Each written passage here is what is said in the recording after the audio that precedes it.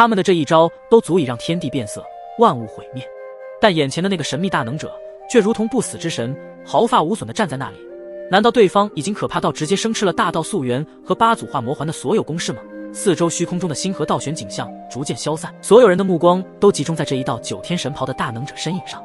对方的一举一动带着一种超然天外的从容和神秘的气息，即便是萧炎和沐尘此刻也不得不承认，他们现在所面对的可不是寻常的一位超脱大道之上的存在，这是一个远超他们想象的存在。九天神袍大能者察觉到了众人对他投射而来的目光，缓缓地转过身来，他的脸上带着一抹似笑非笑的表情，眼神深邃，能瞬间洞察人心。刚刚打爽了吧？是不是很奇怪，吾为何没有任何的伤势？这时萧炎、沐尘他们也是立马竖起耳朵，因为这就是他们想不通的不解疑惑，为何自己已经施展出了如此极限的力量，为何还是不能伤及对方一丝一毫？你们不要忘记了，在我们交手的开始，这里原本天地的规则已经改变，成为吾的规则世界。在吾的规则世界中，你们所有的力量都无法对吾造成一丝伤害。这里乃是吾主宰的规则世界，只要吾的规则存在，你们就是施展最强之力也无法撼动大道之上的规则之法。这就是吾的九天变数。九天变数，大道之上的规则之法。难道我们刚刚一直在对方的规则之中？萧炎、沐尘他们这才知道，原来他们一直都在对方的规则之中，难怪他们即便施展极限的力量都无法伤及对方。这就是大道之上的力量吗？看似一切都在自己的掌控，没想到我们才是从开始就被对方所掌控。大道之法的力量在造化规则面前简直不在一个层次上。在知道了大道与造化之间的巨大差距后，萧炎和沐尘也明白了为何登临造化更为艰难万分，因为这两者之间的差距简直就是天差地别。萧炎和沐尘站在无垠的虚空中，面对的是一位造化大能者，而且还是一种超然物外、掌控一切的存在。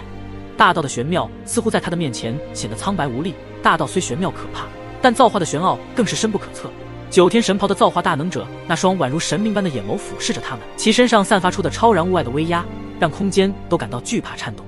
萧炎和沐尘能够感受到，那是一种远超他们理解范畴的神秘力量，仿佛天地间的每一个生命都在这位造化大能者的规则掌握之中，只要他愿意，在他规则之内的所有神灵万物都会灰飞烟灭，他们这些大道主神也没有任何的意外。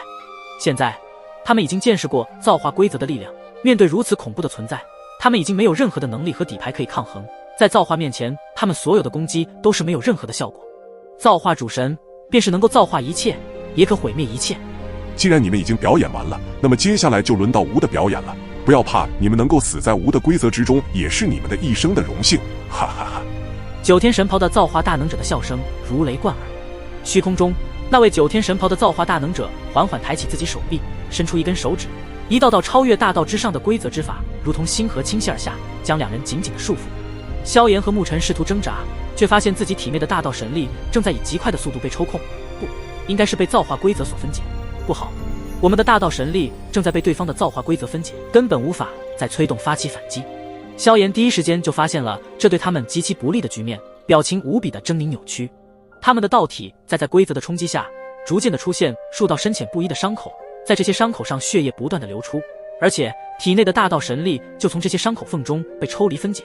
萧炎和沐尘这两位大道主神在这玄奥的造化规则的束缚笼罩冲击之下，他们的道体逐渐失去了大道的力量，开始逐渐的跌落成为神体。只要自身体内失去了大道神力，那么就相当于自己失去了大道。没有大道的存在，那么他们的道体自然也会化为神体。在萧炎和沐尘被对方的规则之法不断的分解他们体内的大道时，下方的两位神殿殿主和神元宫的一众人，其脸色都变得有些苍白起来。他们所有的希望也都瞬间破灭。他们很想前去帮助萧炎和沐尘，可是即便他们上去了，也将会是同等的命运，因为他们此刻也都存在那位九天神袍大能者的造化规则之中，只要对方针对他们的话，一样会被造化规则之法所抹除。难道我们就这样坐以待毙吗？萧炎、沐尘两位小兄弟刚刚拼死一战，我们此刻却是站在这里看着他们陨灭。神罗殿殿主双拳紧紧握拢，并且手臂微微颤抖，眼神变得犀利，似乎在他的心中已然做好了最后的准备。